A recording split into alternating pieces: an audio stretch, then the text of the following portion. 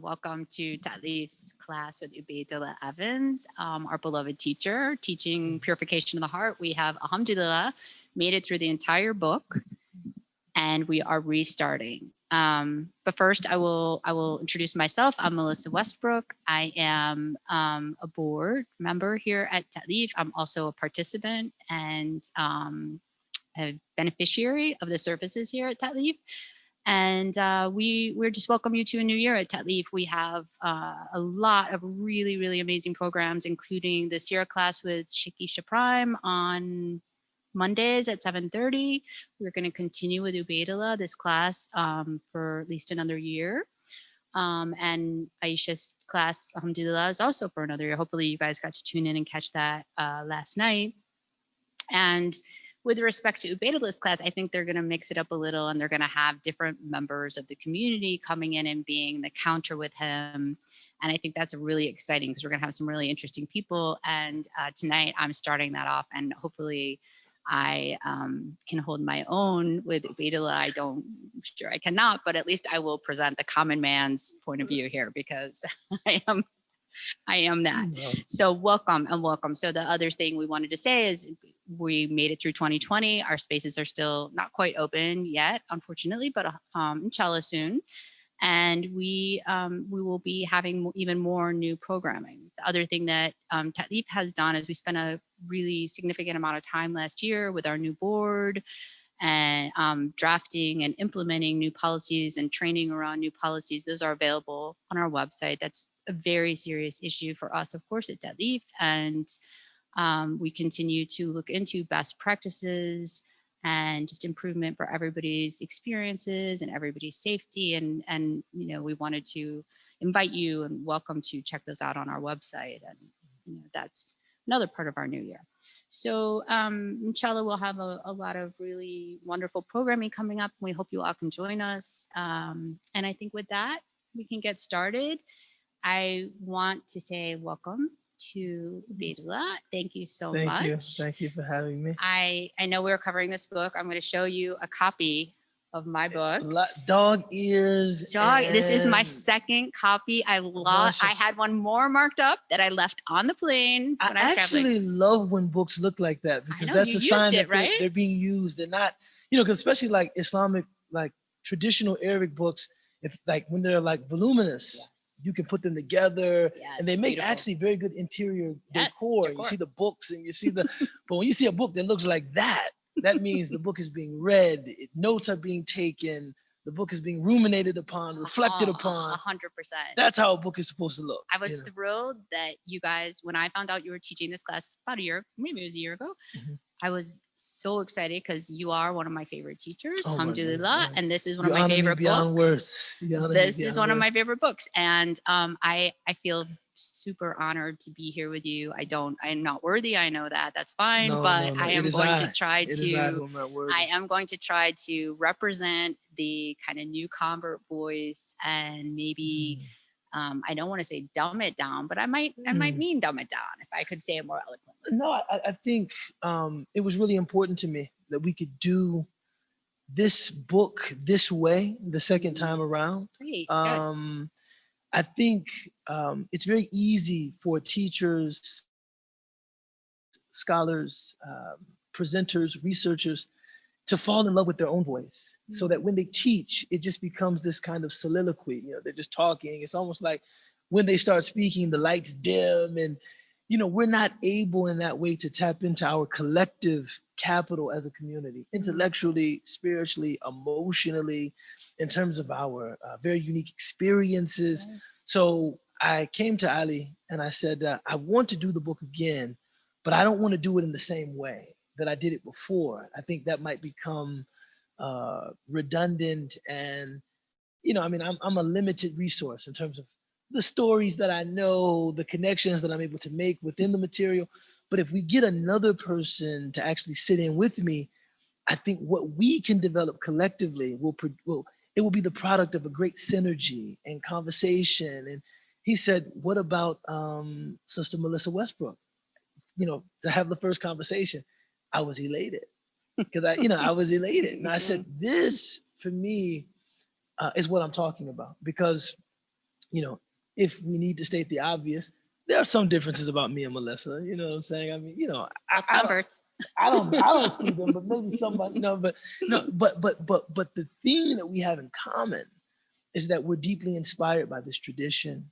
We believe in this faith, and we both have hearts. We both have hearts. You know, I once heard a quote, and it said, "Every act of beauty, every act of kindness, every act of humanity comes from a human heart." Mm. And similarly, every act of vileness, every act of inhumanity, every act of barbarity also comes from a human heart. So when we look at people, and I think especially now with all of the identity stuff kind of in the extreme, sometimes we forget that with all of these externalities, internally, we all have hearts and we all should be working to purify those hearts. I mean, and I think the heart is a really central theme for me in terms of my conversion. And I'm not going into this conversion story, but I would never ask you to tell your conversion story because converts don't do that to each other. I do not mind. It doesn't bother me at all, but I don't want to bore anybody. But I will say it was central here, and maybe why this book is relevant to me, because I definitely was very Western focused, Western raised, Western focused. Sure. And as was I. Exactly. And I do know it was in this space, in that room, in the very first class that I went to when I was just exploring the space, and not in a way of intending to convert, in fact, intending not to convert, but just explore. Like I had a friend and I was exploring just to educate myself, not at all. There was absolutely no way I would have even considered.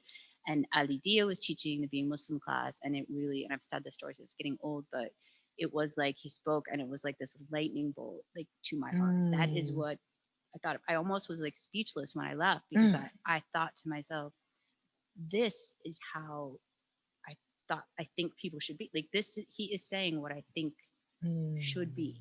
And it really was all around my heart. And it was like an ice break. Like I almost like had developed like ice around my heart. Not that I was mean, or I hope I wasn't, but I think Gemma is here, so yeah, we my daughter's here, so let's.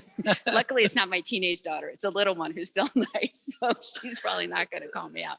But it was like this through my heart, and so for me, like it was, in fact, coming to Islam was like this melting, softening of my heart, and it started at Ta'leef, which is why I think I have such a debt of gratitude, because it really awoke my heart and soften my heart. And also I think why this book appeals to me so much, because the themes in here are almost like turning from a non-Islamic heart to an Islamic heart, or once you have an Islamic heart, going back in and like, hey, let's do a little heart checkup, right? Definitely. So before you became Muslim, before you converted to Islam, did you have any familiarity with the idea of like your heart, purifying it, making sure that it was clean, or was it just like kind of like be a good person and kind of do unto others as you would have them do unto you? 100%. It was. I didn't have any idea of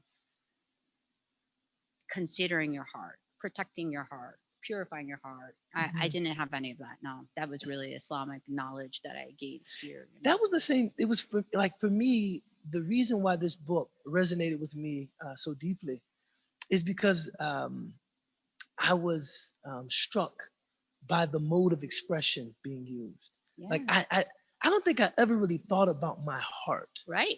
I don't, although I did think about my heart as more than just like an organ for circulating blood or pumping blood throughout my body, but I thought about it like I would memorize something by heart, or I thought about it as kind of the seat of my emotions. Yeah, you can feel things, I right? can feel things in my heart, but I never thought like purify, clean, protect. Yes. Because I don't think I thought about it as the center of my being. I think I thought about my brain. Yes, of course. As the center of my being. Yes. And so I did think like protect my mind, purify my thoughts. Yes. Monitor my thoughts. Because we used to say, monitor your thoughts because your thoughts become your habits. Watch what you're thinking. Watch what you're thinking. Watch what you're thinking. And this book kind of, shifted a lot of that focus for me, kind of, but also watch what you're feeling and watch what you're doing, Mm. not just what you're thinking. And so I think in that way, it was a very useful kind of shift away from kind of this, I think, overly cerebral. So an identification with your mind as your identity and right, as And opposed to like exact reason and rationale, and to something I think now, of course, I'm a little biased because I'm Muslim, Yeah. but but something that I think is actually a little more accurate in terms of this is what really makes you you, right? The heart. It's the seat of emotion, feeling, thoughts as well, but much more important, traits and characteristics: honesty, virtue, temperance, balance, being okay with blame if you've done something wrong, Right. removing Accountability. hatred, things of that sort. That was like, I need this book. I need this science. That's how I felt. And this book is, I think, personally, I think one of the reasons I like it is when you're new to the religion, you're pretty unsophisticated, and in the religion is this beautiful, complex world, right? And so when you join it, you're really a baby in the world of the knowledge. So you go to hear speakers such as yourself and scholars and Jakes like you, and it's engaging and interesting, but sometimes hard to access. But this book I found very, very practical. And in fact, I hate to admit this, I'm going to admit this. I'm going to admit this, and I hate to admit it. Every single time I would come to a chapter, like for example, false hopes, I'd be like, good, thank God, this one's going to be easy. I don't, You're or right. jealousy. Right, I'm not a right. jealous person. So Right, I'd be like, right. oh, good. Oh, thank God I get a little break, right? Sure enough, a couple sentences in, I'm like, oh, It's kind of like I do have to work on that too. Yeah, no, Oh, of course, yeah. of And there course. wasn't a single chapter that I was like, oh, I'm good there. Well, 100% good. that's actually kind of the first step to benefiting from a book like this, is you have to think about yourself. One of my teachers, he said to me, a manifest sign of misguidance is that when you hear something that should be a reminder to you, you think about somebody else. Like you would read something about honesty or false hope or about jealousy, and if you think, I wonder if Ubayd knows that one, or maybe I should inbox him. I wonder if he's ever read this before. I should send him a little clip of this. I wonder if he knows that's a manifest sign of misguidance. That actually the first person you think about always is yourself. And someone once came to Aisha, may God be pleased with her, and he said, "O mother of the believers, how will I know that I'm righteous?" She said, "You will know that you are righteous when you know that you are sinful."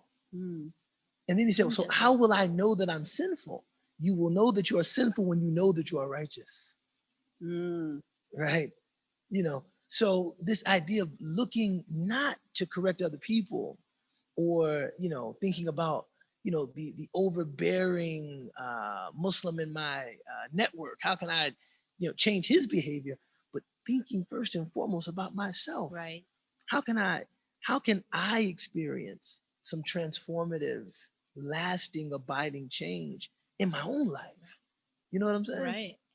And again, like I think this book is practical with respect to that, because it doesn't just say, hey, here's a couple practical examples of whether you have this particular disease in your heart, but here's also the cure. And it's really a practical book. And very hands-on. Yeah, very hands-on. And I use it and think about it a lot, all the time.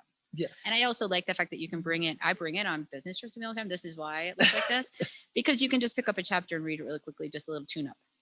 And that's the other thing too, that people, we want people to tune in regularly, but even if you can't make each successive class, every class is a unit unto itself. Right. It's a standalone unit. You don't have to, if you missed a week, you're not going to be lost when we restart. Right. Yeah, right. No. So you can pick it up really from anywhere. You can kind of open it randomly almost to anywhere and just kind of begin reading. Right. Yeah. So I want to look at some aspects of the first chapter, right? Because, I don't know if I'll get a chance to speak with you again next week. I certainly hope so.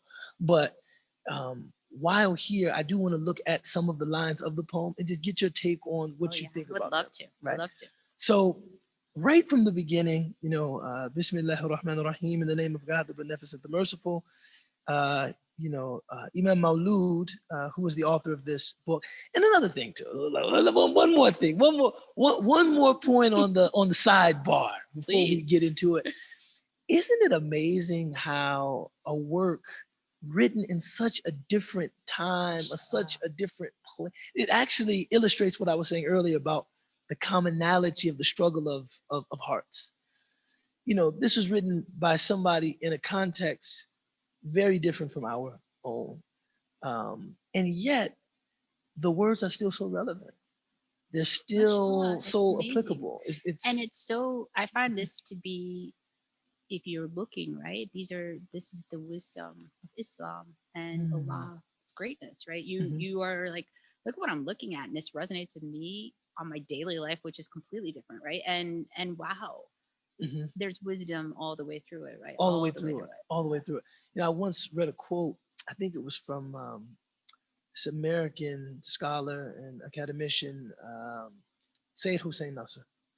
And he said that if you study in a good American college or university, especially in, a humanities department, one of the human sciences, you will be left with an understanding of humanity that they are so different. Everybody is so different that the idea that there could be one transcendent truth that's applicable to all humanity will just be folly to you at the end of your studies, right? I mean, you'll do so much to like historicize and understand everything in a particular context that the idea that there's a truth with a capital T becomes just folly. But us being able to read from this book, honestly, just reading from it honestly, as people in 2021, which is, when I say that, I feel like I'm in a science fiction movie. Say, it's 2021. You know what I'm saying? I feel like, George Jetson or something like that, just to say it's 2021, right? And to be reading this book and actually deriving benefit and taking great meaning from it, I think is a testament to truth. Right. It's true. It's not. Yes, our understanding is calibrated by time, but it's not conditioned by time. It's true, right? Well, absolutely, because this thread is still relevant and it has traveled through time and been relevant in different generations to different groups of people, and that is a testament to its truth. Absolutely. The fact that it's still relevant. Right? Absolutely.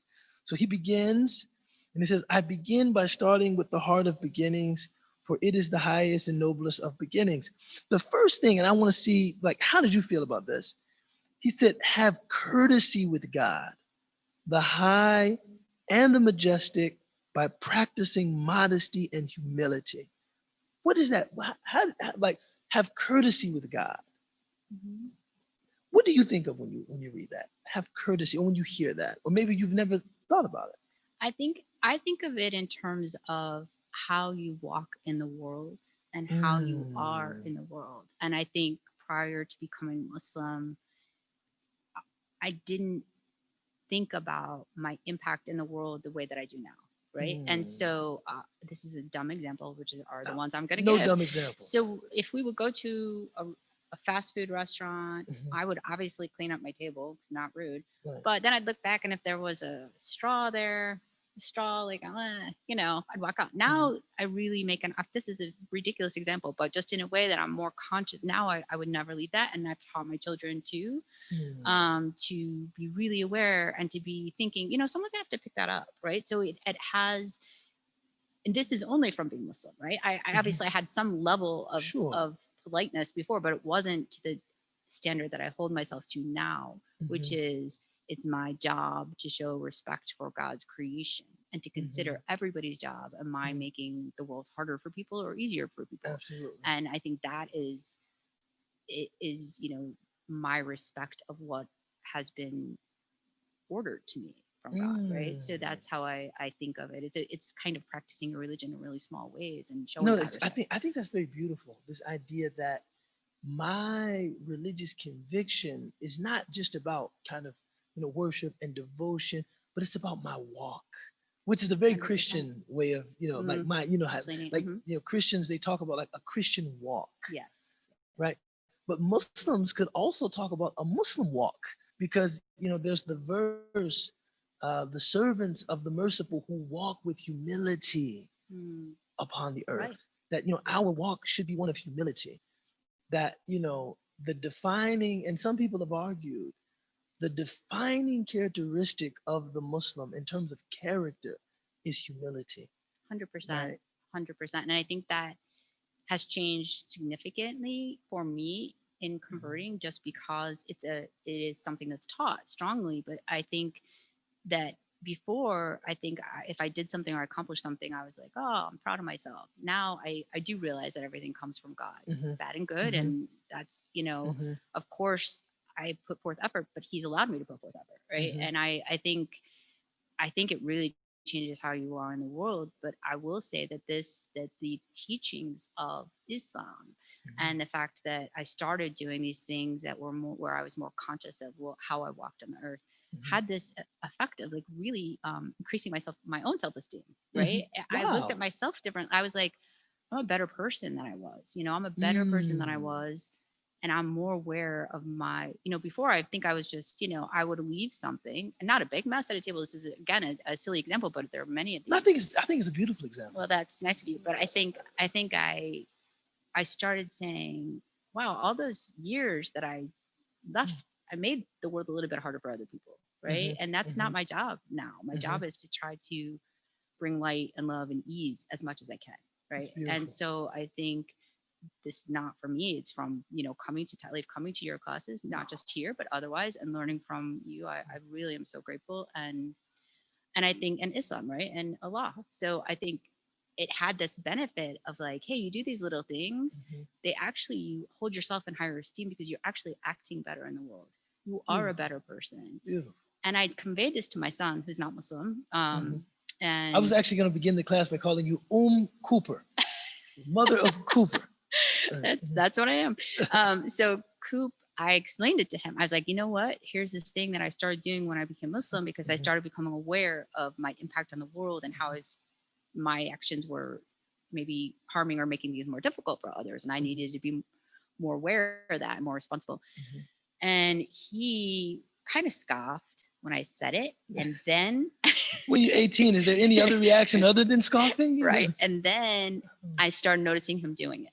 I started noticing him doing it when we were at Oh, restaurants or otherwise. wow. I started noticing him going the extra mile to do something, going the extra mile to like That's clean up beautiful. something. And he said to Beautiful. me, you were right. I feel way more self-confidence over doing this because I'm doing the right thing. Wow. That was, That's alhamdulillah. beautiful. May God increase Cooper in every way, man. Ameen, And ameen, we're hoping ameen. for the Guide best him for to the him. path of Islam.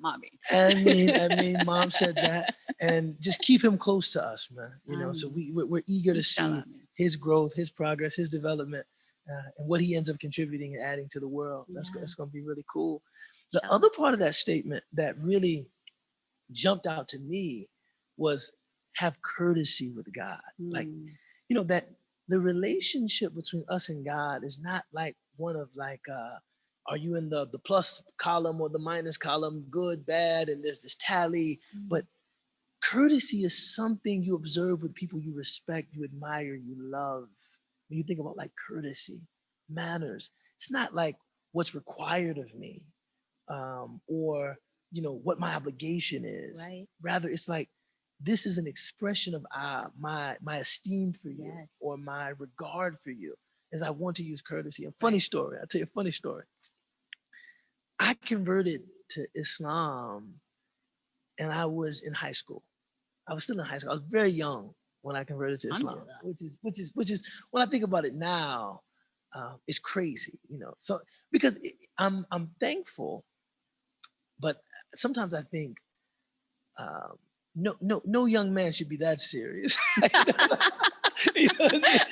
I think about how serious I was. I was very serious. I was very serious as a young man. But I guess I balanced it because I'm a silly adult. You see what I'm saying? But in any respect, um, I converted to Islam, and I had a lot of different interests. I was interested in a lot of different spiritual traditions, religious traditions. I was interested in music, art, philosophy. I was young. I had everything going on up there. And a lot of the Muslims that I met, they were trying to kind of like really like plant that love of like Orthodox religion in my heart, right?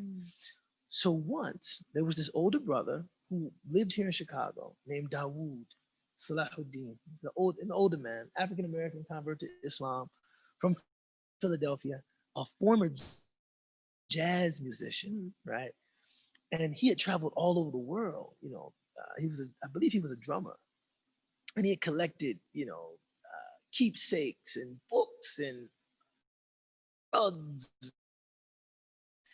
Came into his house for the time. It was like, okay, this is the kind of Islam I like. It's eclectic, it's cool, it's worldly, Yeah. But I lost my mind in his house. Going up to his things, I'm getting at it, I'm taking the shelf, In retrospect, he did shoot me a kind of a side glance, like, did they get you from Brookfield Zoo or Lincoln Park Zoo? Which zoo? You know what I'm saying? But I was so, I think it was like a euphoric thing. Like I found somebody that understands me. What I mean? And he had this amazing jazz collection. I mean, live record. I mean, it was crazy, right? Yeah.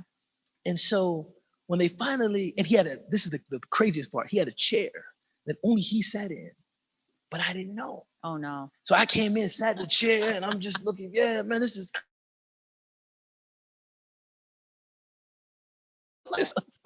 Finally, people told me that, no, that's his chair, that's his chair, that's his chair, right?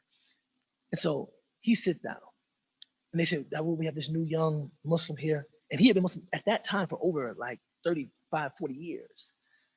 They said, maybe you could give him some advice. And he's since passed on, right? May God have mercy on his soul. Maybe you could give him some advice. And Dawood said, advice? Yeah, I can offer some advice. He said, Islam is all about manners. Now I'm getting the hint at this point. I'm like, manners. Okay, that's a good place to start. Right. Islam is all about manners. He said, strive to have manners with God. Right? Not so much just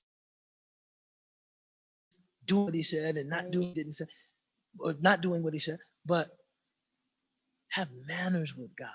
He said, strive to have manners with the prophet, peace be upon him. His name is mentioned, try to say peace be upon him, right? He said, we have to have manners with our families. We have manners with our wives. Right. We have manners with our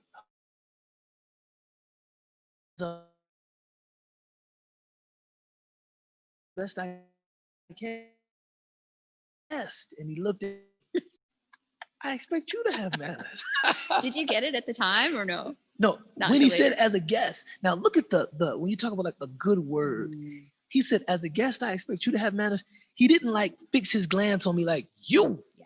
Yeah. Because I think that if he did it would have shamed you. Yes. It would have shamed me. And I might have been scared to even like come into Muslim gatherings after that. Sure. It was like, when I think about it, that was poetic almost. He held it for just long enough. I expect you to have manners that I knew, but not enough to shame you. But I wasn't embarrassed.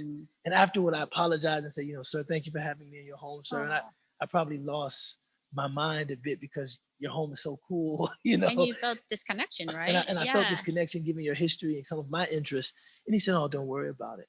But that was the first place that I heard this idea of having manners. This was your first adab lesson, right? That was my first lesson about courtesy. Yeah. And you still remember it. And I still remember it. And that was 21 years ago. And think about how he showed adab to you in teaching you. Me, right? So it's like, and that's, a very important part of this book. And this is why I think I'm an unworthy teacher, is you can't talk about the sunnah or the way of the prophet, but if you're not doing it in the way of the prophet. Right. So he taught me about manners, but that's right.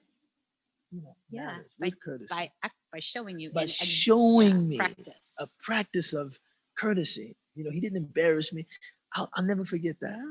And I try to have, as much as I can, just manners in terms of, like you said, my walk. Very, very important. So the second thing that I have to get your take on is, because you already talked about humility and humbled in awe, imploring him.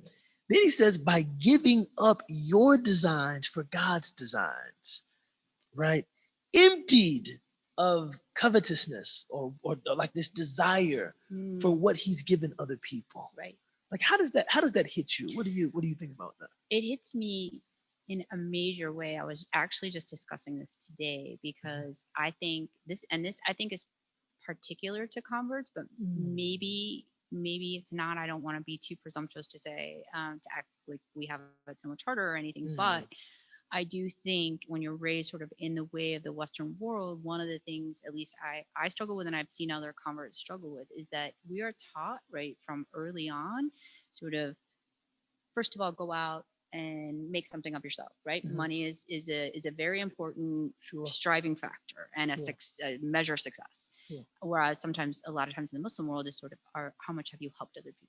Not that it's not great to be successful, but for others, but that's a big abiding factor in the Western world is go. But the other thing is that we're really taught to make things happen, right? Make it happen. Make it happen. Make it happen. And so part of what I've had to change and I think this is really difficult, is to let go of the outcome, right? You see something you don't like and you can exert effort to do your best, but then let it go and let God's outcome be the one and accept it. And that, like, cutting it off at the time where you're striving towards something and saying, okay, I've done, and now I can't be invested in it because I continue to be like, no, I can, and so I have to remind myself, no, actually, it isn't up to you, the result. You have an obligation to make an effort to shake the date tree, to tie your camel, and then. But you have to learn to swim. You're not generating the current. Exactly. You have to learn to swim with the current. Exactly. Do any of you fish? You fish? Is it salmon or mackerel or what fish swims against the current? Salmon. Salmon. You can't be a salmon. In the world. Can't be a salmon in the world. But that's a big change from a Western way of being raised, which is you go make it happen. Your effort is what gets you the results. Exactly. Whereas when you become Muslim, you learn, yes, you are required to make effort. You can't just sit around, but you need to detach from the result and be grateful, whatever it is, whether it's not the result you wanted, you are grateful and you see how it comes out and you accept. And of course, like, I always think of the ant on the Oriental carpet, which I'm pretty sure you are the one who told me that one. And it's one of my favorites. And I do think of that all the time. I think when things are really hard, which they often are in life, that's life, I'm in it. I'm in the design, right? I'm in the blue, I'm in the purple, I'm in the white. I'm like, who made this crazy rug? And I have to remind myself, I'm not the designer of the carpet. Not the designer of the carpet. I can't see the whole plan. You can't see the whole plan. You just the see the part that you can see, actually. Right. The part that you're focused on. I also thought that statement, easier said than done. It's hard. It's hard because I think part of what makes us human is that we are willful creatures. My given name is Will, which is an indication this is really hard for me. you know what I'm saying? But we are, willful creatures. I for a long time, as soon as maybe 10 minutes ago, as recent as 10 minutes ago, I pride myself on being able to make it happen. If I want it, I'm going to really push for it and give it my all. And I think, as Westerners, we're reared in that way.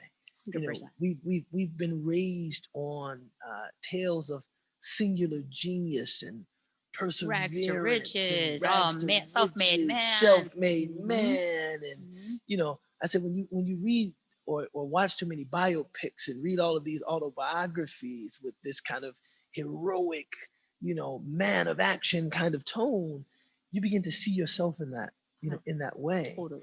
And Islam is about submitting.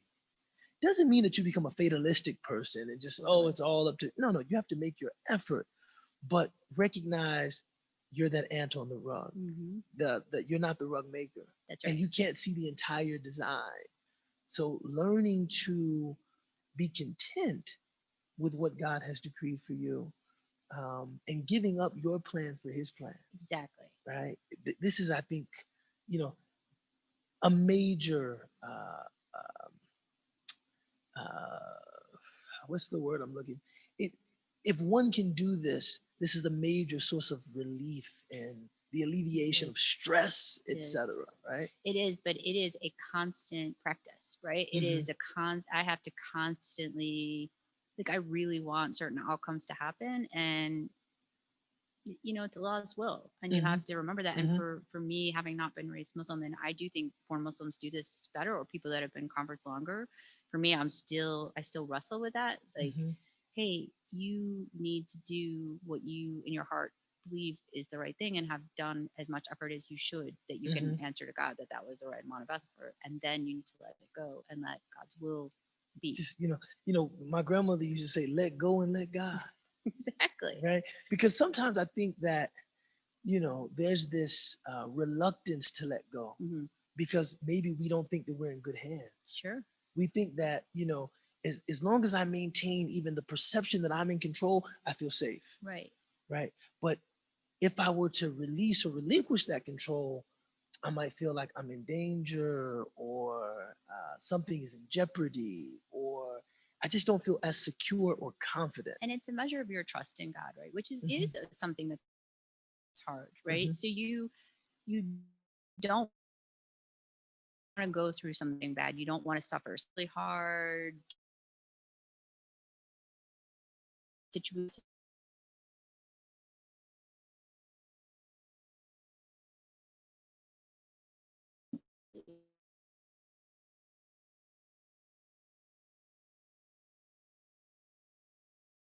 For it. And I don't know that I originated the saying. I probably didn't, but I've always said I went through something really, really hard about 5 years ago, and it was the worst thing that has ever happened to me, and it ended up being the best thing and you could not have convinced me at the time that there was any good in it at all.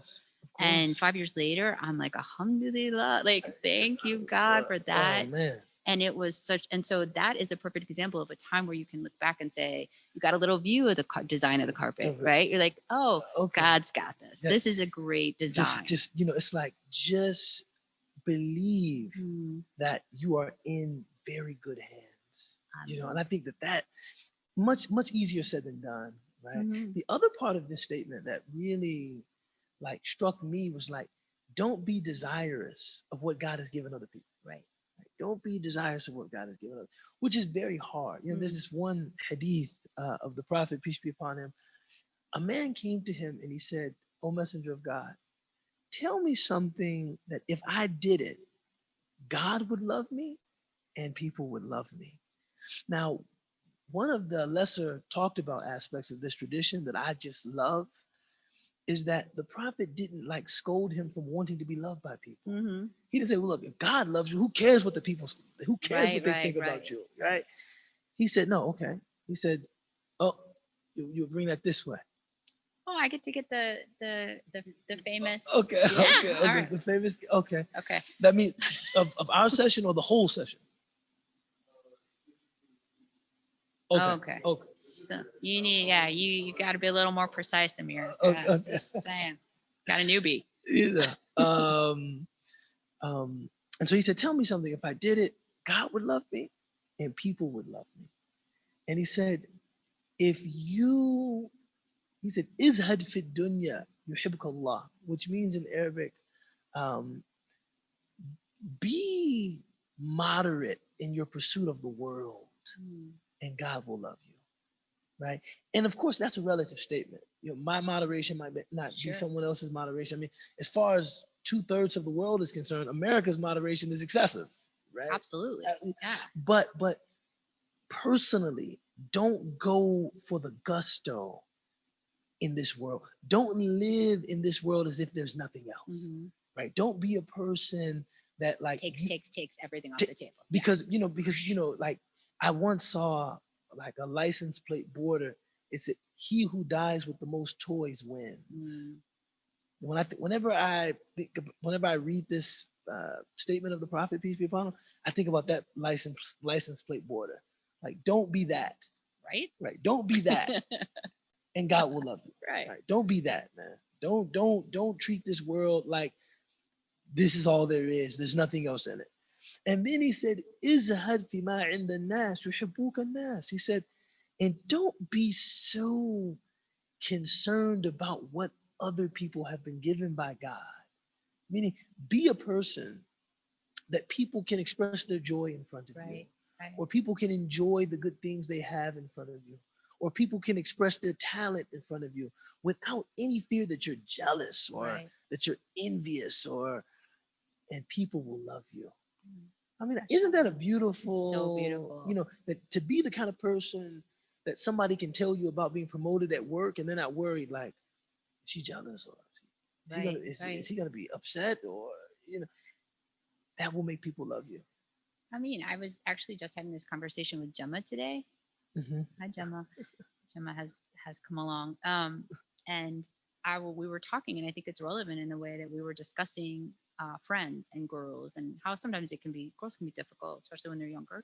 I have a Sometimes, 15-year-old, yeah, soon to be yeah, 15-year-old. yeah. So, not that Gemma's difficult, but I was saying, make sure that you pay attention. You should have friends that are completely joyful for you when you have a success, and you should be completely joyful for them. You want friends that celebrate you, and that not everybody's like that. So just beware and don't choose those friends. Not that you can't still be nice to them. Just surround yourself with people that are thrilled with your successes, and you be thrilled for theirs. Exactly. That's so important. I find that something of that has like eroded the more competitive our culture has become, whether it's professional cultures or academic or scholastic cultures.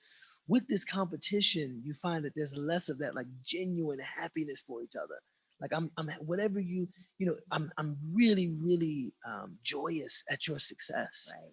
Right. People are, I don't know. It's like a model of scarcity, right? And you've obviously taken 3 of the 5 success tablets that are available. Well, no, actually, God has given us a lot. There's abundant, enough right? for everybody to be exactly, joyful and successful. Exactly.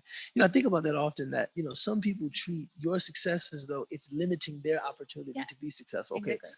so if he succeeded, then I guess no. I guess I'm out. Well, yeah, it doesn't work like that. You have to have a mindset of abundance. Yes. That person can be successful and self-actualized and happy, and you can too. That's right. And here, the prophet, peace be upon him, was saying that is the key to actually having those bonds of affection with people. It's not being that jealous, envious person. No, you should love people and be happy for their successes. I think it makes you richer. Absolutely. And so then he continues. He says, hasten to fulfill God's commands and be wary of the subtle encroachment of bad manners. That was a tricky one for me when I first read it. It's like the subtle encroachment of bad manners. Um, what did you think about that? I think I think it's a little bit like laziness. I think I might struggle a little bit with laziness in the sense that what are you wearing to pray? What are you, are you just going to be lazy? I'm pretty like path of least resistance. And I think that can be lean into bad manners, right? With others and with God. Like, I don't want to I don't want to take this person home after I just got home. I don't want to, like, I could go home, I could be home in 5 minutes. Or I could take this person home 30 minutes.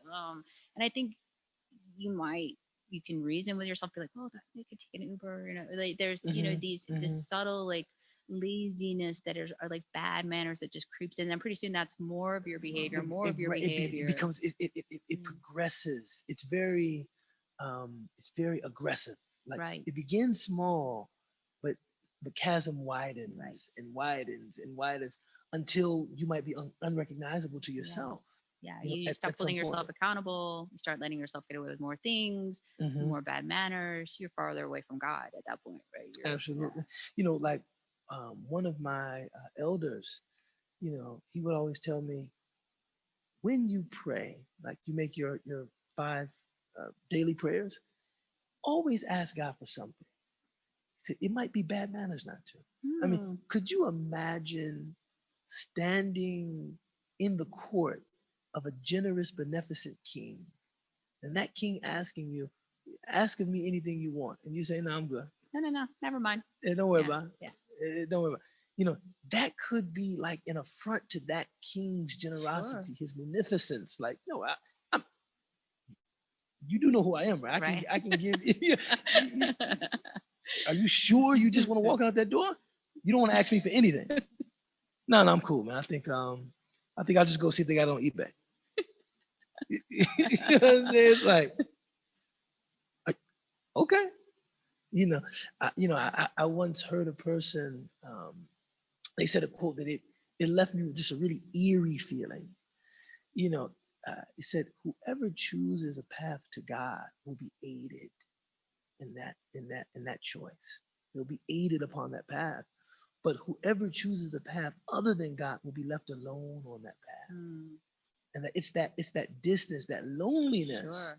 that is actually worse than the path that you've chosen. Sure. Yeah. You know, Yeah. You think you're choosing something that benefits you and it's easier and it's emptier. it's Right? empty. It's Yeah. like, but like watching those subtle encroachments of bad manners, like things that, yes, they're small in and of themselves. It's like, okay, that's not the biggest deal, right? It's like, Mm, okay, I prayed and I'm not completely attentive and maybe I'm a yeah. little like slovenly put Yeah. together or whatever, but it kind of grows and grows and grows and it can become more of you than you want it to. Right. Right. One of my good friends who is particular about things. I probably, if I wasn't being charitable, I probably would label him neurotic. Oh, About okay. lots of, All right. just has this neurotic obsession with certain things. And one day I asked him, I said, "Man, why are you so particular about small things?" He says, "I find that, and I'm sure he didn't want to make anybody uncomfortable, right?" He said, "I find that being particular about mundane things makes it easier to be particular about meaningful things. Hmm. And if I'm less particular about money, like I don't mind if my house is clean or dirty. I don't mind if my grass is cut or not cut. I don't mind if my bills are paid on time or late. I find that kind of haphazard attitude begins to enter into my life in other places that might be more significant than my grass, more significant than the upkeep of my home." It's interesting that he had been so thoughtful about making those choices. Yeah, He was holding himself to task for small things so that the big things were covered. we're covered. Yeah. So he's kind of watching those subtle encroachments. Yeah. Like if I just start treating my space like, oh, whatever, I might start treating other things Yeah. like, Without oh, noticing. without Yeah. noticing. But if I'm careful about small things, then by necessity I'll be careful about bigger things. Yeah. Yeah. Some of the things. Here he comes again. Here it comes. We keep making him get up. Here it comes. We should get him like a little whiteboard. Okay. Oh, here, Bela. Okay. Okay. I got it. Another thing I wanted to get your take on is this couplet of the, if you the aspirant, your attribute, you will then be assisted with something of the attributes of God, right? The eternally sought after, right? When I first heard that, I thought about this quote that said, if you commit yourself to practicing what you know of this religion, right? Sometimes we overcomplicate matters. Sure. Right? If we just like the things we've been talking about, right? Try to be a good person. Right. Try to make things easier for people. Try to spread love, spread light. Sure. Try not to be jealous or envious of what anyone else has. If you can do these things, God will teach you things that you do not know. Right? So if you can practice what you know, God will teach you things you don't know. And the reason that resonated with me is I think sometimes when we think about spirituality, and I think, everything with us is sensational. We think like, I want to be, 7 years in Tibet. I want to levitate. I want to walk on water. I want to know the secrets of the life of the spirit and the unseen. And it's like, look, hold your horses, man. Just try to be an upright person. Try to be regular in your devotion. Right. Try to be a better father, a better mother, a better son, a better daughter, a better husband, a better wife, a better brother. Like, let's start there. And then what I derive from this verse, some of those more momentous, grand spiritual realities will be offered to you. Sure. I mean, I Actually. think God will increase you. You're making an effort, Mhm. and you master. And this is, I think, critical for the convert community, or for Muslims that are sort of have uh, gotten some distance away from practicing regularly, and then are re coming back into it. To start small and not judge yourself on Mhm. being at the finish line. You can't start at the finish It's line, not. right? It's You impossible. have to start at the beginning and be gentle with yourself, which is hard to do, I think, because. And I have this theory too, which I'll share with you, that I think Okay, for sure. it's I'm, like I'm excited for this. it's not that interesting. But I have a theory. When I came into Islam, and I noticed a lot of judgment around how people practice. Mhm. It's human behavior, it's Sure. human nature, but it's Sure. very, very hard when you're going into a new world where you know nothing and you're doing everything wrong, to then Mm. just experience such harsh judgment. Sure. It might not even be directed at you. And one time I had this major crisis that, alhamdulillah, Mike Swice saved me from. But Mike Swice has saved many of us from many crises. alhamdulillah for Mike. Alhamdulillah. But I had been reading online about this really, really harsh judgment of a particular person online that had done something that they judged to be harsh. I mean, to be wrong, and it just you're going to hell, you're going to hell, right? So Mm. I I think that's very hard, where when you're entering a new religion, especially one such as this, and you are not totally comfortable in the gray areas, right? Mhm. I'm Mhm. very comfortable in the Christian gray areas. I know I had a lot of comfort there. Mhm. Grew up there, Mhm. but when you're new, these kind of judgments are hard. They're hard to take, because Mhm. you're like, oh my gosh, am I screwing this up, Mhm. or am I not screwing this up? Am I? Mhm. Is it Sure. okay that that I don't know how to pray in Arabic yet when you're beginning, or whatever? Sure. So you don't Sure. know. You're like, people are Mhm. like, absolutely not. You should have already had. So you Mhm. don't know where you're kind of, you don't have a base, right? Mhm. And I started thinking about this, and thinking about how hard that is, and how much I Mhm. dislike that when people Mhm. do that, and kind of, feeling angry about that. Mhm. And then I started thinking about when I became a mom, and I was living in New York City at the time, which is, of course, harsher, right? And people are just The harshest of all unsolicited advice on places. that. Right. Right. Yeah. And But by the way, I love New York. By the way. oh, I do too. I lived there for 15 years, but I love it too. But it's hard. Mhm. And I experienced so much of this sort of judgment, right, Mhm. from other mothers, especially from Mhm. other mothers, other new mothers, or other experienced mothers. Mhm. So much judgment. So, and it felt very similar to joining Islam, when you're like, don't know what you're doing.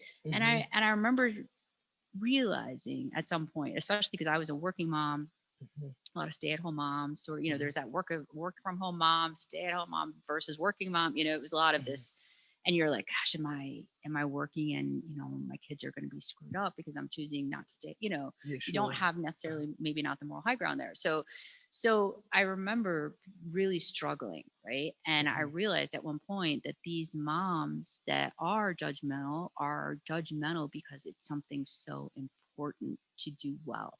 So Um, everyone, what a beautiful perspective. I think that the point is that it's so important to be a good parent. It's so important to raise your child in a way that's Mhm. best for them, Mhm. that you dig into this position of, well, I'm doing it the right way, Right. and you're not Right. doing it the right way, and it's because you care so much about doing it right. Yes. And I Yes. think it's very similar from my experiences. And I try to Mm. step back and be empathetic. And the fact that if you see judgment from other Muslims, it's because it's so important to them to be pleasing to God, to be doing their religion the right way. They care so much about it, that you have to keep that in mind when someone's judging you and telling you you're doing it all You're doing this wrong. wrong, and I remember once, I've been Muslim for 21 years or something like that.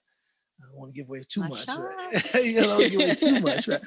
But you know, after some time, you grow weary of all of these silly kind of arguments.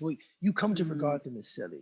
When does sure. Ramadan start? When is the day of celebration at the end of Ramadan? Can When you is wish the someone a Eid? Merry Christmas? Yeah, I'm tired of that after a few years. can you wish someone a Merry Christmas? Can you eat at Burger King or Mm, not? the And I think I moon. just grew just frustrated with Mm, just the redundancy of these sure. arguments. But somebody said something to me that changed my perspective on that completely. He said, well, look at it this way. Muslims actually still care enough about these issues to argue about them because they want to do this right. Exactly. And that even though the arguments are a nuisance, it's like, oh, come on, man, I don't want to hear this I again. feel like we've covered this. Yeah, I could be wrong, but I feel like we covered this last year. I feel like we talked about this last year, right? It's still a sign of kind of the communal sincerity and the earnestness and with the which they practice, and the regard that they hold Islam and doing it right. Doing it right. Yeah. You know, I was listening to this interview once on NPR, and get this is just the people or the person featured in the interview. It got my attention. I'm like going through the channels of the radio, and it said this is one of the first transgender professors teaching at a Jewish college, right? And they were talking to them, asking about their, experience and their perspective and how was it. And something that they said that just really just stuck. I mean, I'm mentioning it now, right? So it clearly it stuck with me. They said, my experience there has been mixed. I've had some negative experiences, I've had some positive experiences, but I do want to mention one positive experience. They said, for a lot of my students who are Jewish, the way they light the menorah, like the order they light it in, and the kind of the whole process around doing it, it matters. It matters. It matters to God, and it matters to them in their understanding. And then they said, if something like that matters, you don't have to tell them that they matter, that their lives matter, and that like life has a kind of nobility and a kind of dignity and a kind of seriousness that emanates from meaning. Yeah. And then they said, a lot of my students at secular universities, I spend a lot of time convincing them that their lives even matter, that their lives are more significant than just being law-abiding citizens and consumers and cogs and professional machines. So sometimes it's like, yeah, those arguments get on my nerves, but it's like, it matters. It matters. And it's like, okay, I mean, you guys still get on my nerves. Right. And sometimes, and I think sometimes framing it, reframing when you're looking at a challenge, right, helps. And I know my oldest daughter is just left for college, and she, she's struggling, doesn't really want to go back, I think has questions about whether she's at the right school. And, I said to her before she left, because I think I said this, I was just telling them, I saw it in a religious program. Might have been you. Chances are, might have been you. But it's something along the lines of try to look at the challenges as an opportunity for success down the road.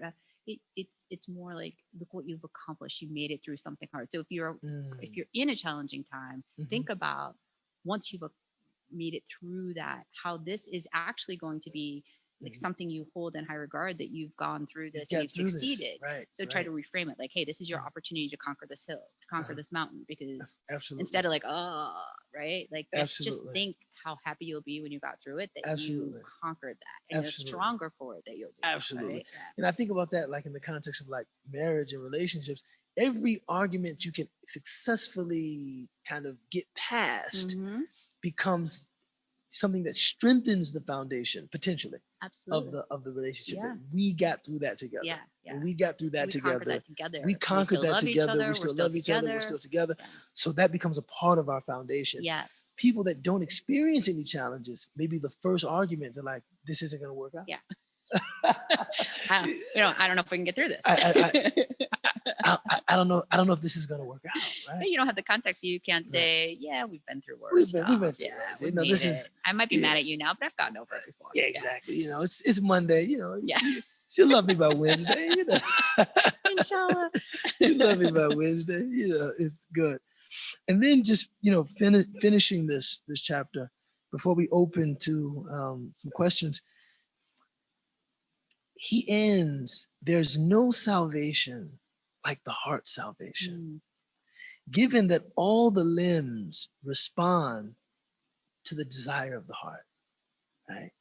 So like for me, that suggests that, that hadith of the Prophet, peace be upon him, truly in the body there's a lump of flesh, there's a morsel of flesh.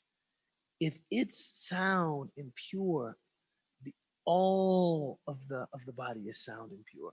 But if it's corrupted and it's ailing, then all of the body is ailing. All of the body is ill. And so it just kind of like was this. It just reiterated that point that by starting here, we're in the right place. We're in the right place. Right? I also feel like this book and this class in particular, when you guys decided to do it, I was so happy when I found out. I couldn't have been more excited because you can read through it, right? You can go through the class, you can get through it, and then you can revisit it in a way. Sometimes you can even revisit it in a way that is in a particular, like maybe you're getting ready to donate money or something and you're like, I'm struggling, or I'm struggling to, someone in your family asked you for money, I'm struggling. And Man, you read my mind. I'm gonna reread this, Melissa, because I'm currently struggling. Oh, it can be hard, right? These are tests for a reason. And I think, you know, you can go literally, it's like almost like a reference book, right? And sometimes I'll be praying and I'll be struggling with something in particular, and it'll occur to me when I'm praying, making dua after my salah, I'll think, I could go read that chapter with this. It's directly on point for whatever I'm struggling with. I bet there's like a nugget in there that will help me. It's just like, okay, let me read the guidance again. Let me just help clean out my heart. It's almost like a little, let's dust off that corner. Right? Exactly. Yeah, cleaning it out. So I think first I want to just thank you for thank you. We could, and Jimma probably has school in the morning, so she's like, Mom, we gotta wrap this up. We gotta get going, right? But this actually, I couldn't have imagined a better kind of beginning for this kind of session.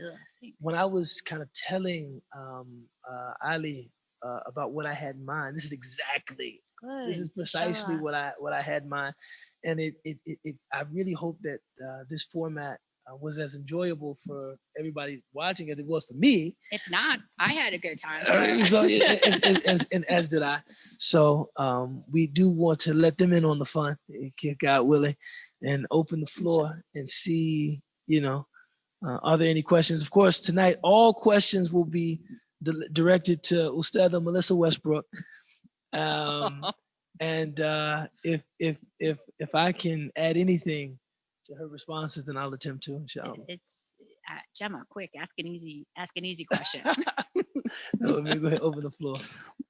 We just have one response, and they said, "I hear you about saying doing it right, but sometimes people can be too harsh and judgmental, and can turn people away from Islam.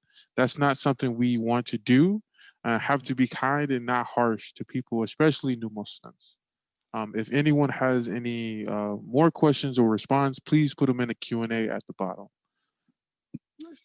I'm so happy to address that question, because that is, of course, kind of why organizations like Ta'leef exist, right? Because Ta'leef understands that you're not dealing with experts in the religion, you're dealing with people that are coming to the religion that are potential Muslims, right? That are potentially people that can be benefited by this space. And I think that's why we need organizations like this, and there's others that do it too, of course, that can be gentle. And I especially saw this at our newcomers retreat this year, and especially when I was watching your presentation to the newcomers, because I was just like, these are really vulnerable people, right? These are people, they're so excited about either they're going to convert, or they found Islam, or maybe they won't convert, but they're excited about finding this. It's it has, similar to the experience I had, somehow touched their heart, right? And that's why they're here. That's why they're seeking it. That's why they want to understand it. And the questions they ask are so vulnerable, right? And in the wrong hands, it could be a disaster for them. And so I think I was just in awe. I watch you, I go to your class every week, not just here, but at DSE. And And I saw you in a whole new light in the newcomers retreat, which is as a convert. Like I forget, right? I forget that you're a convert. I didn't know that my street cred was in question. You know what I mean? It's definitely not. I just forget. I forget that you were ever a newbie, and to see that you could absolutely understand and relate to these questions that were being asked, and to be kind and gentle with how you answered it. If some new, for example, person comes to you and says, I'm really struggling with my prayer, and you're like, oh, you mean you're not getting up in the middle of the night yet? You're not, well, I mean, shoot, you better get on that. I'll get your 5 in, get up in the middle of the night. I don't know if you're going to make it here. That can be overwhelming. And obviously people have been turned away, and it's true. We need to all be respectful of that. And also people returning to their religion too. That it's not just newcomers, but people that have plenty of friends that re-engaged at Tatlif and other places, and you have to be gentle with them too, because they are starting over too, Yes. And I think it is important in these spaces to say, hey, you're going to get there.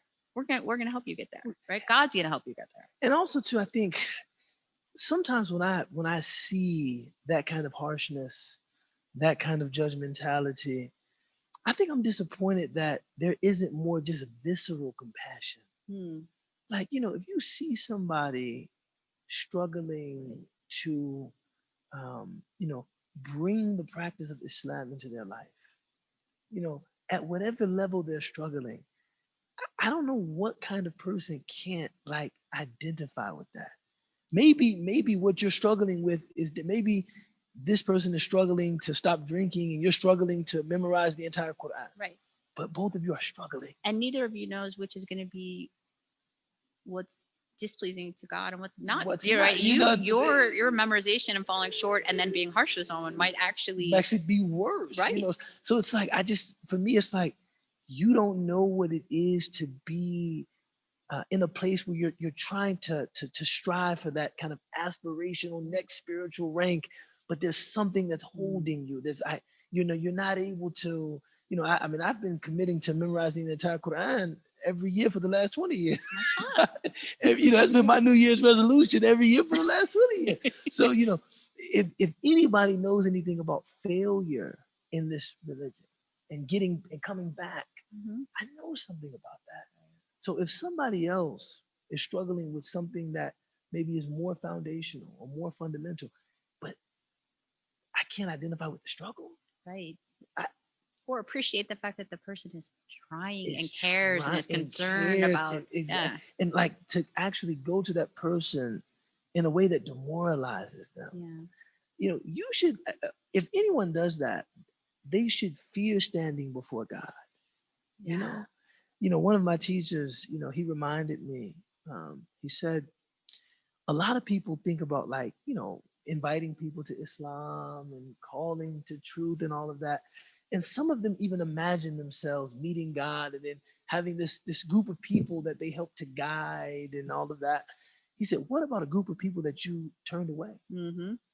Unintentionally or intentionally from the path of truth by your harsh behavior or your judgmental statements or looking down your nose. What do you ever think about seeing those people when you face God? I was like, okay. Those are the people I think that that you focus on, right? It's like I may have misspoken, may have done something that was displeasing to you because I was trying to do what was pleasing to God or what have you, and or just reckless in some way. I don't know. You're human, and you do have to answer for that. I think, no. I mean, I think there's a prayer in the Quran that it's one of those prayers that it's there, and I think Muslims just kind of like gloss over it. But don't make us a trial for people that don't believe.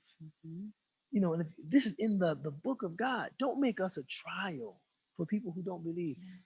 The interpretation of that verse is, don't make us people who don't believe in Islam look at us and say, I never want to be that.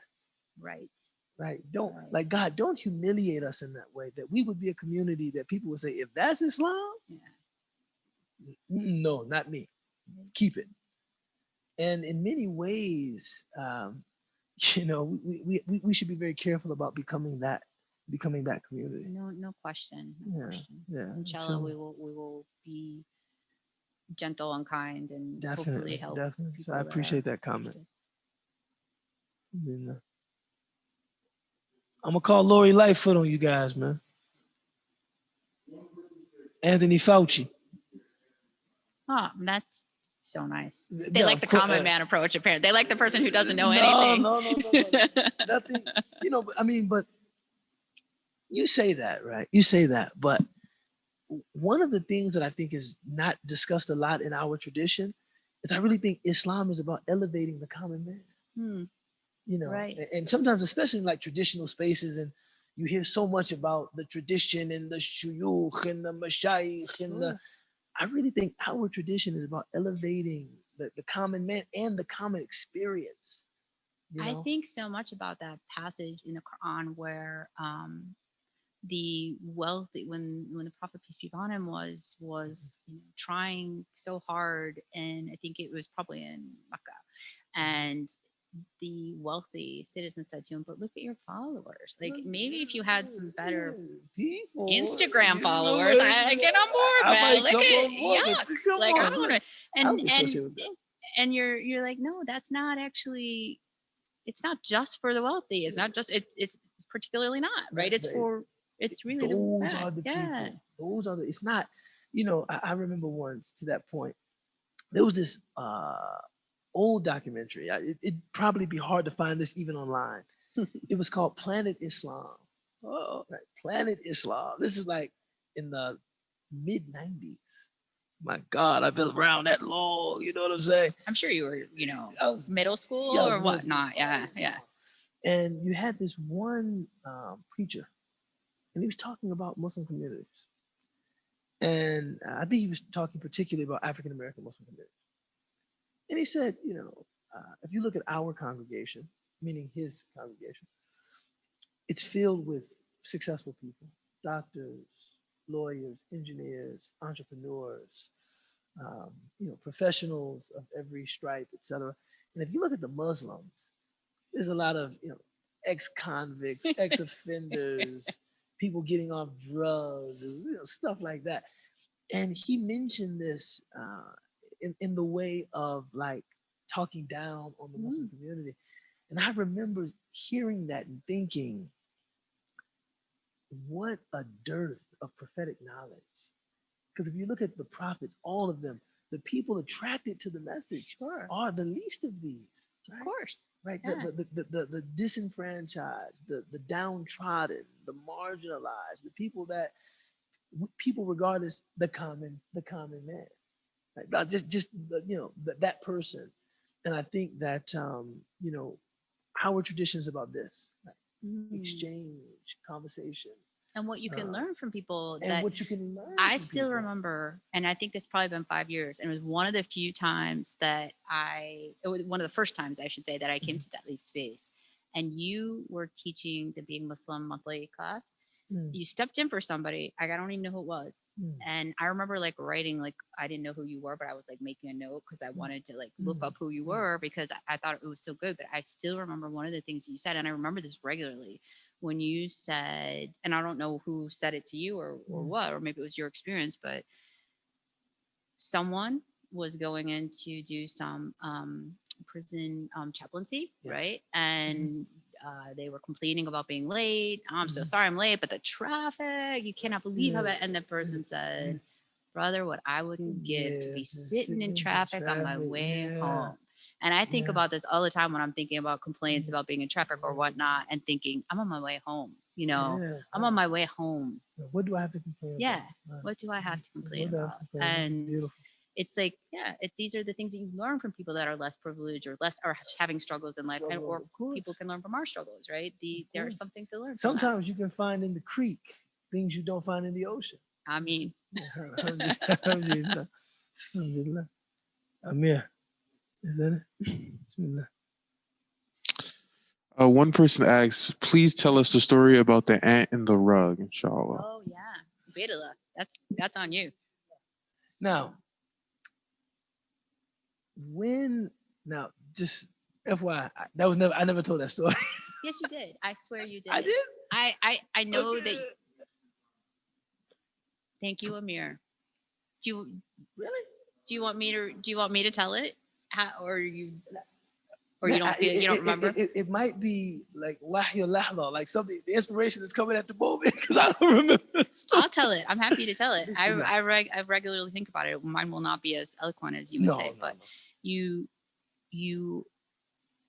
there's an ant who's crawling across an oriental carpet, a beautiful oriental carpet, and he's walking through one of the colors and it's white, and then 2 steps later it's blue, and 2 steps later it's red. And he's like, what is this? Is this a red carpet? Is it a blue? Is it white? Is it black? What is this carpet? This is so stupid. Who designed what crazy person? What crazy person designed this? And then you zoom out and it's this beautiful pattern, right? And so the concept is that we are the ants on the rug, and we're like, I don't like this particular thing. I don't like what I'm going through right now. I don't like this white color right now on the carpet in my life, this problem in my life. I don't like this.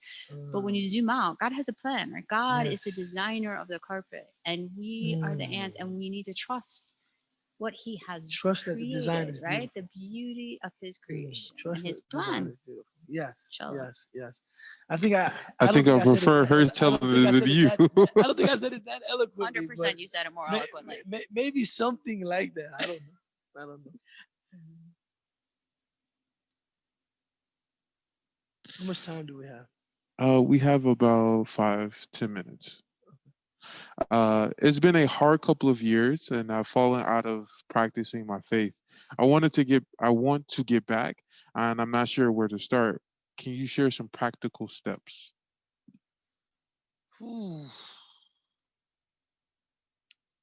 Well, practical steps to kind of getting back.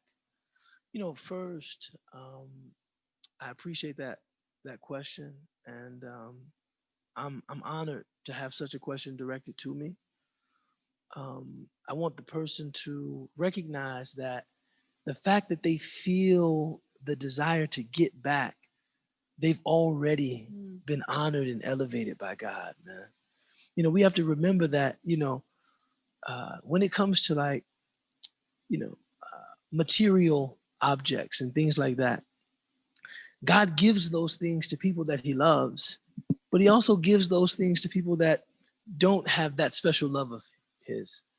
But when it comes to an awareness of faith and a desire to walk in faith, God only gives that to those that are loved in a special way. All of creation is love, but we're talking a special love.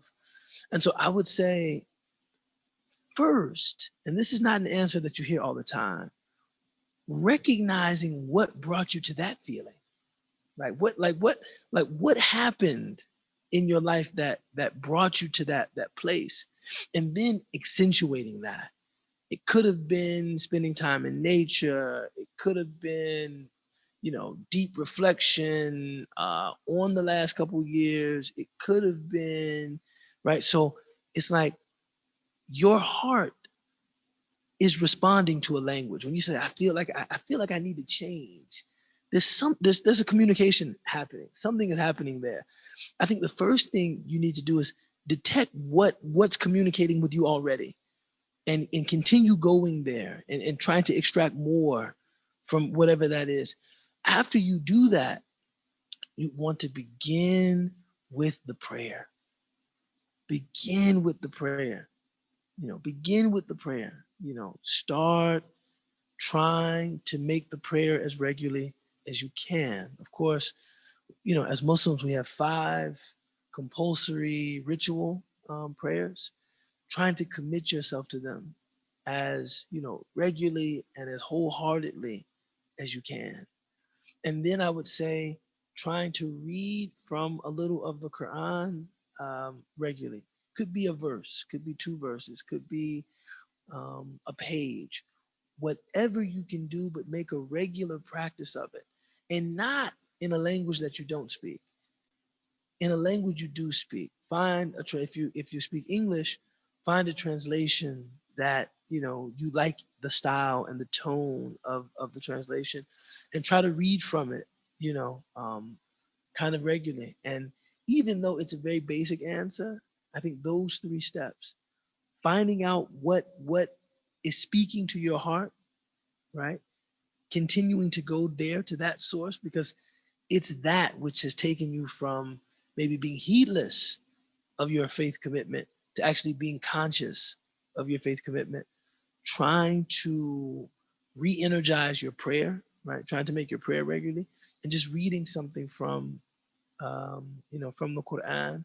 And then there's other things too. I mean, trying to be in the company of good people, which is being in the company of people, period, is hard now. Right, right. You know what I'm saying? Being in the company You may of not people, feel so good about the people that are in your house right now. You might being be, in the company of people, you period, might be is tired of difficult right now. But those spaces. when the opportunity presents itself, trying to be, in good company and attending gatherings, but you know, continue what's working, pray, and try to read something from the Quran. Can I add to that? Please.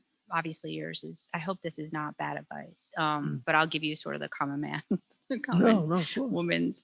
I would say, brother, you're already there. The fact that you are feeling like you want to reconnect to God. I also think I learned here at Tatlif that that iman ebbs and flows. Sometimes we are on our game and we are so close to God, and sometimes we are like struggling to get the prayer in, or be nice to our kids, right? Like that, we are struggling sometimes. I think that's okay. I believe there's hadith around that's expected. Expected, right? yeah. And so when I have those times, and we all do, if someone tells you they don't have those times, there probably are some people that are always great. I struggle. And when I am struggling, and because I don't beat myself up about it, because I did learn that it's okay to feel a little distance and disconnected. I make dua after my prayer, and I say, I might have just forced myself to go into this prayer, right? Like just do it, just do it. And then I do it. And then I think I make this prayer to God. I say, Allah, my iman is so low. Please help me, help me. And it's always worked. Alhamdulillah, it's always worked. And I think, I think you're going to the person that you love and care about, but you feel some distance from, and asking for help. You're showing like your sincerity to get the wind beneath your wings again, right? And it has, alhamdulillah, has worked for me. Like I'm so grateful it has, because I feel terrible when my iman's low, and it is low. It can be low, and then it could be anything, right? And you're just like, I don't feel good when my iman's low. I don't feel good when I'm struggling to pray. I don't feel good when I'm crabby. I don't feel good when I'm not, being, following the sunnah as well as I should be. I'm not, I'm not appreciating. I'm not being grateful. I'm not, whatever it is that you're doing at the time. You're kind of crabby about praying, whatever. You're like, man, I'm not on my game. Yes. That's that's a beautiful answer. Thank you. It's like, what place should I start? You were saying, start with Allah. Going to God, start with, it's like, start with Allah. Yeah. That is the place to start. And perhaps for us, that is the place to stop. No, we have a couple more. What's that? We have a couple more. So one person in response said, thank you both for the forum. It is very beneficial. Really enjoyed this. MashaAllah, this forum is really showing the humanistic side of Islam and the way of our beloved Prophet Muhammad sallallahu alaihi wasallam. May Allah bless you both.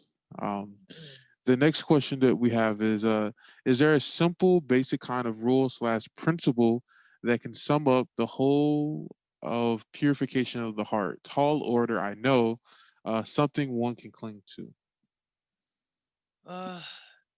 Tune in next week. Every week, and then at the end. But no. In all seriousness, I think the basic principle, which of course has to be unpacked and explicated upon, etc., is try to be conscious of God wherever you are. This is a tradition of the Prophet, and if you do something wrong, follow it by doing something good, and be good to people. Be an asset to the communities that you're a part of, professionally, residentially, in your family. be وخالق الناس وعامل الناس بمعاملة حسنة. Treat people well. That's the whole of it, you know. Try to be conscious of God wherever you are. If you do something wrong, follow it by doing something good, and treat people well. Especially now, I think sometimes I'm so frustrated when someone's doing something dumb these days, but then I think everyone's so fragile. Like this is you have to be you have to forgive basically everything at this point. You have to be like, you know what, we're all crazy right now Yeah, from that's being crazy. stuck inside and that wasn't logical what you did and that's it. We're fragile. I'm gonna move on past it. We're gonna get past this, Yeah. right? So bismillah. So that's a good place to end. And One more. Oh, I'm sorry. Ubaydullah was trying to get out of here. What Well, it's not that. It's only 9:01, so you're good. One more. I don't want anyone to feel bad that their question didn't get answered. I want to be respectful of all of the Absolutely, bring participants. it on. I wanted to know if both panelists could share some books they have used in their early years or early journey to Islam. there's a book called Islam, Religion of Life. It was by author named Shalaby, right? Named Shalaby. It was just, it was released years ago on I think a defunct publishing house called Starlatch. But I thought it was just a really good introductory work, on Islam. And I personally like the Yusuf Ali translation of the Quran. I know now, there's been so many other translations that people say are technically more accurate, but there's something I think very beautiful about Yusuf Ali's translation that I really like. For me, definitely was this book was a big turning point. And then two of my friends, whom you know, really kindly purchased for me a set of beautiful hadith. And I started making a practice of reading the Quran for a few minutes before I go to bed and when I wake up, and reading one or two. The hadith are fairly, like they're fairly short, but so I read. If I'm tired, I still commit. Like I'm gonna read one. I don't care how tired I am. And I have really benefited, and sometimes gotten pretty scared over some of the well, they're supposed to do that too. Not be doing, yeah. And so I feel like those two things, and then when I very first started, which really wasn't all that long ago, I really watched a lot of YouTube videos, Talif and others that. That's how I sort of learned the heart of Islam, right? So I think if you find a video that is legitimate and it's a good source and it speaks to you and it like makes your heart sing, I think I will continue doing that, because that draws you into more discovery of like maybe getting a little bit more formal education on certain things. But that I think it starts with the heart. Yes. And I think it speaks to you. Like I remember when Mike Swise was like trying to convince me to go to the newcomers retreat. I wasn't out Muslim yet, and I was not planning to convert, and I was fighting it, right? And so he said, "I want you to go to the retreat," and I was like, "Absolutely not. I'm not Muslim. I don't plan to be Muslim. I'm not going." And he's like, "I know where your heart is. I know where your heart is. I don't care that you haven't converted. I know where your heart is." And it's true. Like my heart had already gone ahead, right? Wow. My head was like, how am I going to stop doing this? How am I going to stop doing that? How am I going to pray 5 times? How am I going to, how am I going to do this? Sure. And he's like, don't put that aside, right? Follow your heart. Sure. And I think for me, if there is, sometimes people like certain ministers online, and those people speak to them, and I think go with whoever speaks to you, so that you start like expanding your heart and your connection to Islam through your heart, right? Yes. For me, that's how it went. Beautiful. Okay, Bismillah. Bismillah. Thank you so much. Before you end with dua, thank you everyone that is still on the Zoom. May Allah bless you. We ask that you keep our beloved board member Melissa Westbrook in your prayers. We ask that you also keep our beloved teacher Sheikh Ubaydullah Evans also in your prayers, as well as their families. If for more information on Talif and upcoming programs, we do ask that you visit Talif Collectives www.ubaydullah.org/events. Inshallah, I ask Sheikh Ubaydullah Evans to lead us بسم with dua. الله الرحمن الرحيم والعصر إن الإنسان لفي خسر إلا الذين آمنوا وعملوا الصالحات وتواصوا بالحق وتواصوا بالصبر. In the name of God, the Beneficent, the Merciful, we ask that this program and this platform be a benefit to all those who are tuning in. And I ask that Allah would elevate and raise in every way Sister Melissa and Gemma and Cooper and all of her family. And I pray the same for my own family and the families of all of our attendees and those watching. And we pray that this will be a great source of benefit for us. Ameen. Ameen. Ya Rabbal Alameen.